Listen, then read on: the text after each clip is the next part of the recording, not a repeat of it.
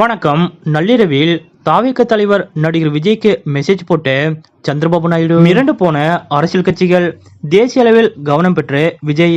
இதை பத்தின முழு விவரத்தோட இப்ப நம்ம பார்க்கலாம். கடந்த 2 நாட்களாக லோக்சபா தேர்தல் முடிவுகள் தான் இந்தியா முழுவதும் பரபரப்பாக பேசப்பட்டு வருகிறது. முக்கியமாக அனைவரது பார்வையும் கிங் மேக்கர்களாக கருதப்படும் ஆந்திராவின் முதலமைச்சர் சந்திரபாபு நாயுடு மற்றும் பீகார் முதலமைச்சர் நிதிஷ்குமார் ஆகியோர் மீதுதான் படிந்துள்ளது. குறிப்பாக சந்திரபாபு நாயுடு அவர்கள் யாருடன் பேசினாலும் அது மிகுந்த முக்கியத்துவம் வாய்ந்த ஒன்றாக பார்க்கப்பட்டு வருகிறது. இப்படிப்பட்ட நிலையில்தான் நேற்று நள்ளிரவில் சந்திரபாபு நாயுடு அவர்கள் திடீரென நடிகர் விஜய் அவர்களுக்கு மெசேஜ் போட்டிருக்கிறார். இது தமிழ்நாடு மட்டுமின்றி தேசிய அளவில் அரசியல் கட்சிகளின் பார்வையை தாவேக கட்சி தலைவர் விஜய் அவர்கள் மீது திருப்பியுள்ளது. அதாவது ஆந்திர சட்டமன்ற தேர்தலில் அறுதி பெரும்பான்மையுடன் ஆட்சி அமைக்கிறது தெலுங்கு தேசம் கட்சி.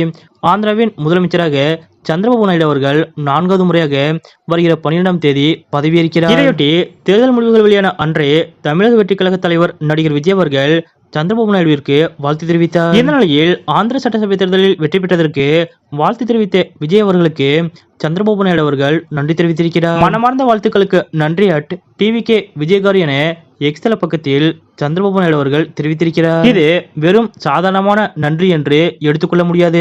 காரணம், தற்போது இந்தியா முழுவதும் உள்ள அரசியல் கட்சிகள் சந்திரபாபு நாயுடு அவர்களது செயலை உற்று கவனித்து வருகிறது. அந்த வகையில் தனக்கு வாழ்த்து தெரிவித்த பல பேரில் சில பேருக்கு மட்டுமே சந்திரபாபு நாயுடு அவர்கள் நன்றி தெரிவித்திருந்தார். இதில் புதிதாக கட்சி தொடங்கி இருக்கக்கூடிய விஜய் அவர்களுக்கு சந்திரபாபு நாயுடு அவர்கள் நன்றி தெரிவித்திருப்பது அனைவரது கவனத்தையும் ஈர்த்துள்ளது. வரும் 2026 சட்டமன்ற தேர்தலில் நடிகர் விஜய் அவர்களது தமிழக வெற்றிக் கழகம் கட்சியும் களத்தில் இறங்க இருப்பது கவனிக்கத்தக்கது. வாழ்த்து தெரிவித்த தாவேக கட்சி தலைவர் விஜய் அவர்களுக்கு சந்திரபாபு நாயுடு அவர்கள் நன்றி தெரிவித்திருக்கக்கூடிய இந்த நிகழ்வு பற்றிய உங்களுடைய கருத்துக்கள் என்ன அப்படிங்கறத மறக்காம கமெண்ட்ல குறிப்பிடுங்க.